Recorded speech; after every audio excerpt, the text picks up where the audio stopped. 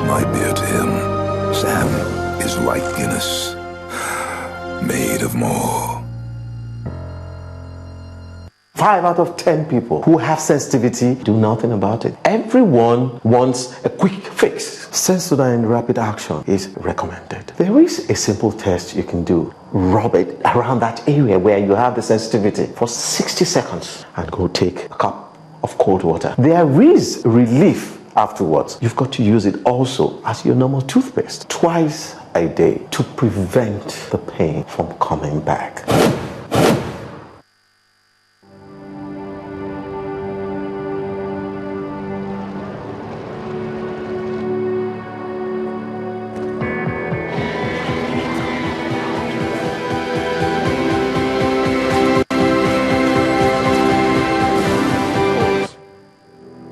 A TV you can control through gesture and voice. Channel 2. And that adjusts to suit what you're watching. It's the most advanced TV experience ever. Oh, I've got a friend. I've got someone who's always there.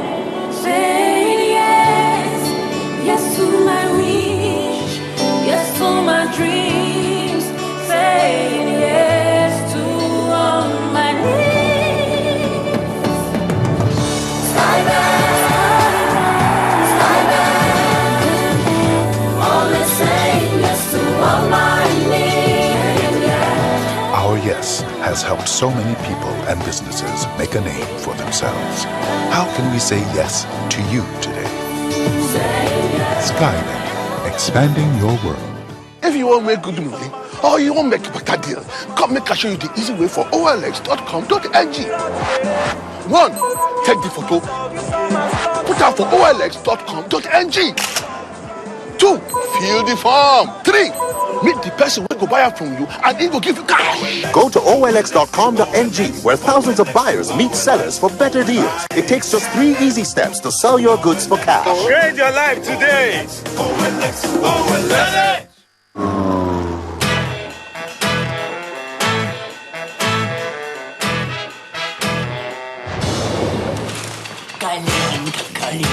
Kalinka maya, satu yang kedumalinka malinka maya.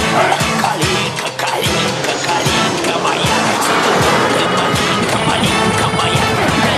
Kalinka maya, satu yang kedumalinka malinka maya. Kalinka maya.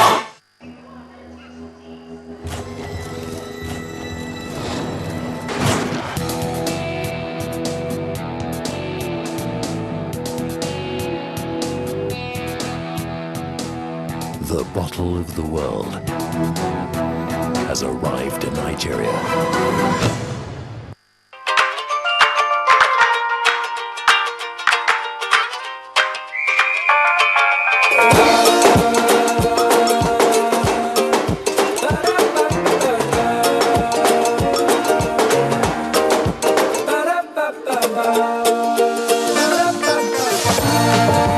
At merchants and ATMs around the world, no card is more welcome than Visa.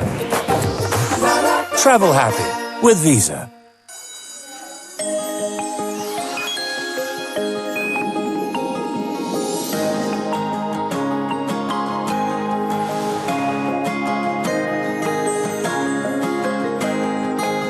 Kids have so much to learn.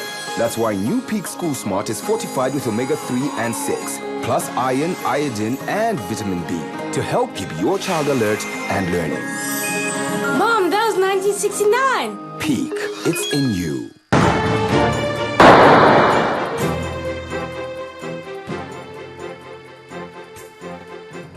Guinness, made of more.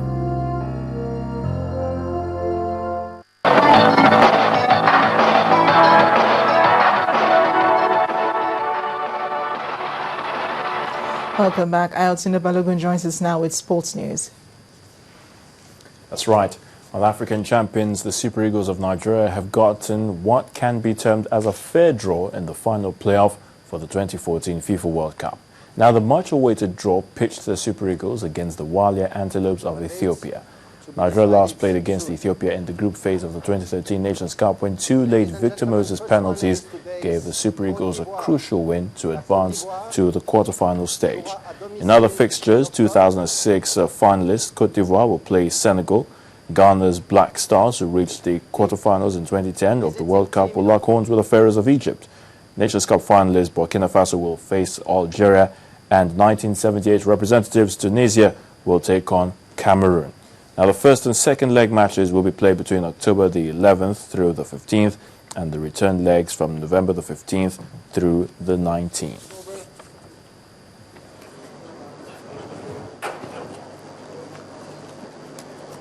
We have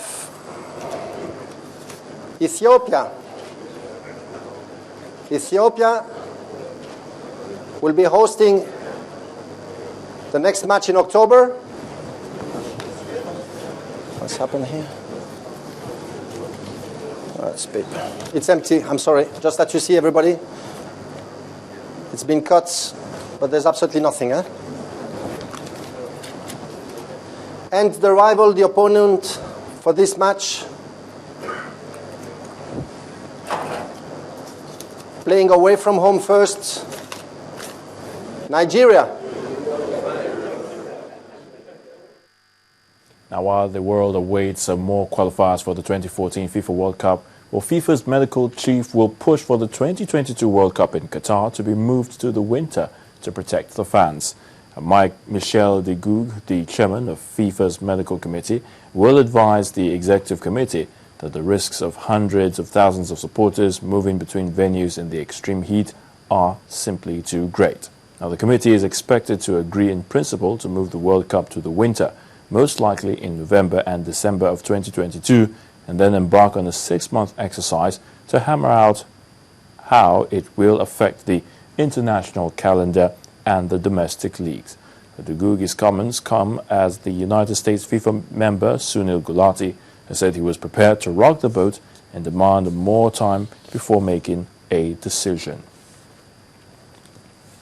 Now, in the English Premier League, Liverpool's 100% record since the start of the season came to a halt by Swansea City at the Liberty Stadium as the Reds dropped 2 points on the road. Now, the home team got off to an early start. They got to on the score sheet as early as the second minute when former Liverpool player Jonjo Shelvey took centre stage and found the net.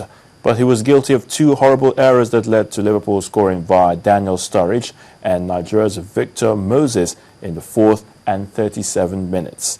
Despite being yellow-carded, Jonjo Shelvey, however, made amends in the 63rd minute of the second half when he set up Spanish international Michu to equalise for the Swans, and even made a fine tackle to deny Liverpool a winning goal late in added time, to the disappointment of Brendan Rodgers, the Liverpool boss, who is yet to secure an away win over his former club, Swansea City. Now, President of the Nigerian Basketball Federation, Mr. Tijani Umar, says the body will not solely pursue the quest for the senior basketball team, the Tigers, to play in next year's FIBA World Championship. Though Nigeria failed to qualify for the African World Championship, they can still join 4 other nations through the wildcard selection in the World Championship to be staged in Spain in September 2014. Mr. Umar told Channels Television in Lagos that the NBBF has no financial power to pursue such quests. And that's in the sports news. Amarachi will be back with the rest of the news at 10.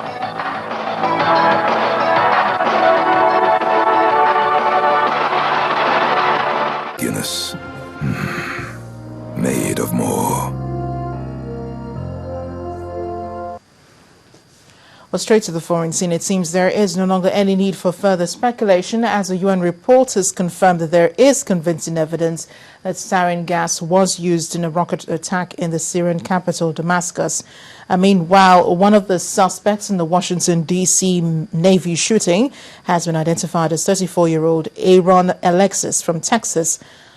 Here's Cynthia Are with more on the day's headlines on the foreign scene.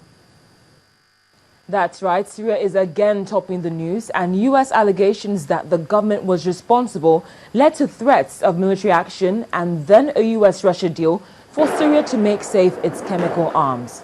World powers will now try to hammer out a UN Security Council